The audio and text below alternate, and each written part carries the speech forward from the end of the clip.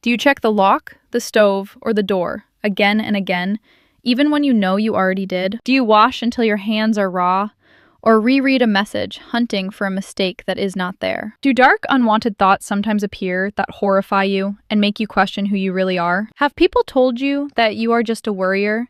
Or tease that you are a little bit OCD? Almost nobody told you this is a real, common, treatable loop, or that there is a clear way out. Picture the most ordinary version of it, the one almost everyone caught in this loop will recognize. You are already in bed when the thought arrives, quiet and reasonable. Did you really lock the front door? You know you did, you can picture doing it, but a small, insistent voice says you should just be sure. So you get up and check, and for about 10 seconds, the relief is sweet, clean, and complete. Then, halfway back to bed, the doubt creeps quietly in again.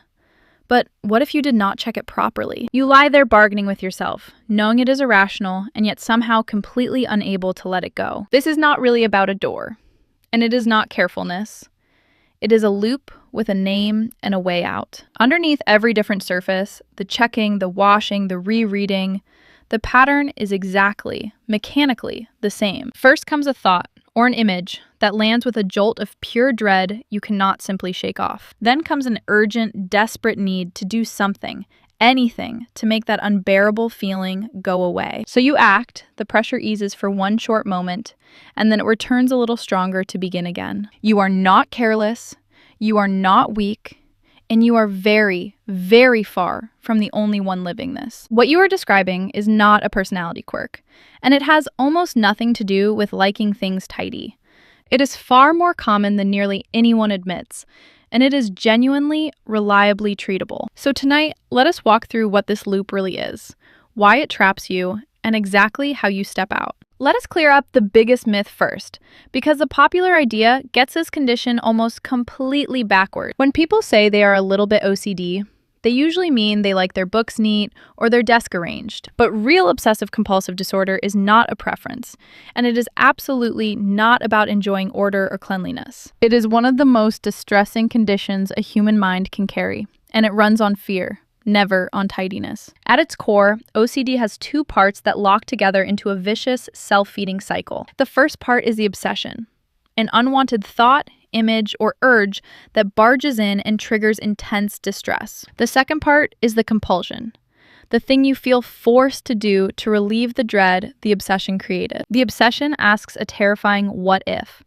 and the compulsion is your frantic, exhausting attempt to finally answer it. Around and around it goes, the question and the answer, each one quietly making the other one stronger. Now, OCD wears many different masks, and seeing them helps you recognize the same loop underneath.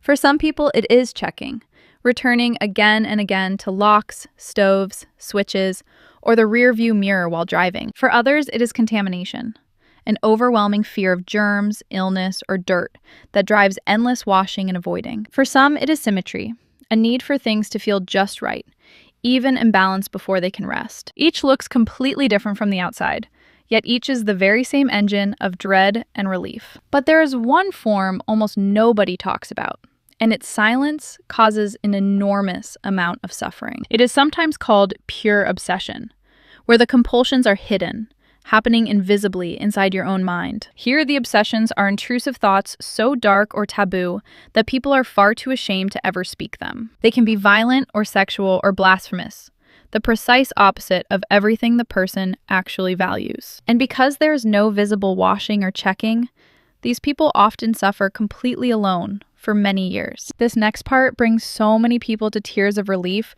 the very first time they truly understand it. The cruel genius of OCD is that it always attacks the things you love and value the most. If you adore your family, it whispers that you might somehow harm them, which horrifies you to your core. If you are gentle and deeply moral, it serves you the single most disturbing thought it can possibly find. The disorder seeks out your tenderest, most precious value, and then it presses on exactly that bruise. So please hear this clearly, because it is the truth that begins to set people free. Everyone has strange, intrusive thoughts sometimes.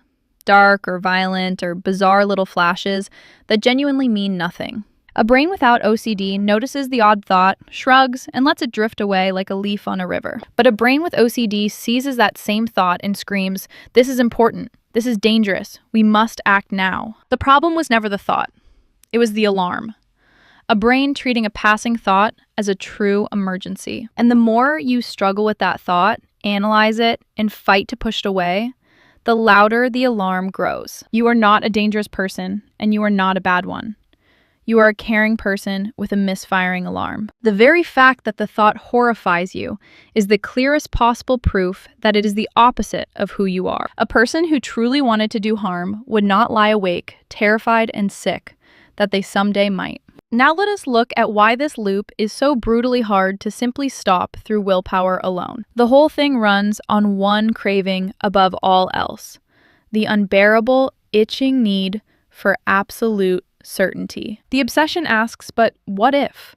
And your mind cannot stand to leave that question hanging there unanswered. So you perform a compulsion to feel sure, to finally know, to make the terrible doubt go quiet. And here is the trap. The cruel mechanism that keeps millions of people stuck for years without ever seeing it. Every time you check or wash or seek reassurance, you really do feel a little better for a moment. But that relief is a reward, and it quietly teaches your brain that the threat must have been real. So the brain learns to fear the thought even more, and it demands the compulsion even sooner next time. The compulsion that feels exactly like the solution is actually the one thing feeding the entire disorder. It is like scratching a mosquito bite.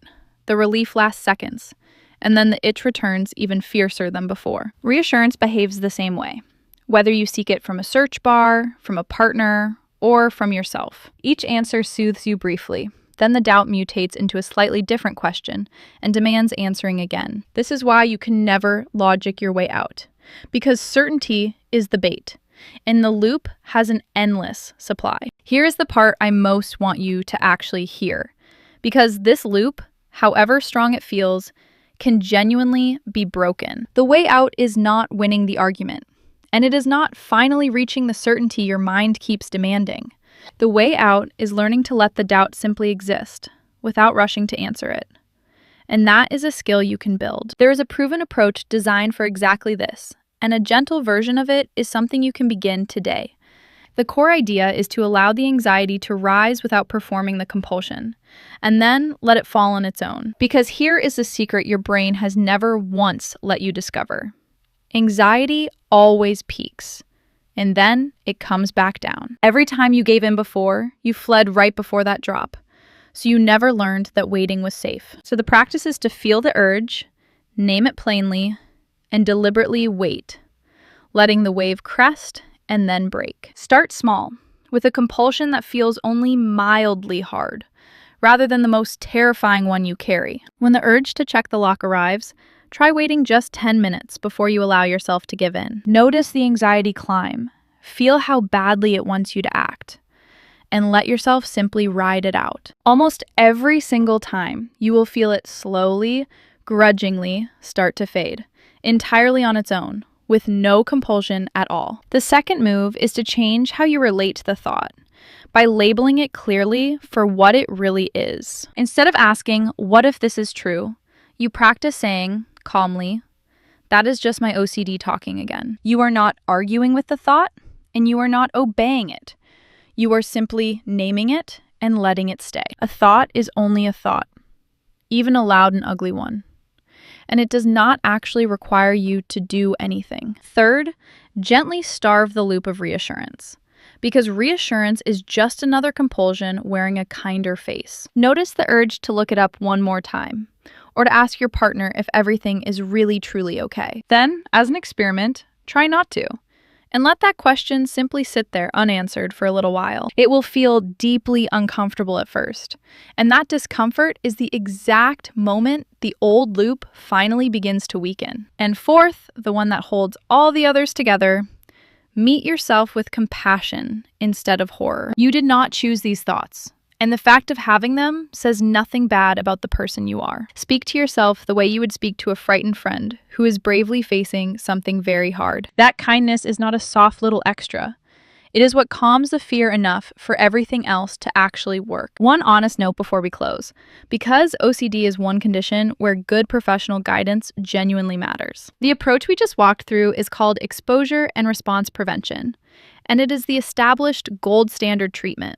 A therapist trained in it can guide you far more deeply, safely, and effectively than any single video ever could. Reaching out for that help is not a weakness at all. It is one of the bravest and smartest things you can do. If any of this has felt like a description of the loop you have quietly lived inside, please take a slow breath. You are not dangerous, you are not bad, and you are absolutely not broken, no matter what the thoughts have screamed at you. You have a brain with a loud, overprotective alarm system, and that alarm can genuinely be turned back down. The very sensitivity that fuels the fear is also the depth, the care, and the conscience that make you good. The thoughts that horrify you are not your character.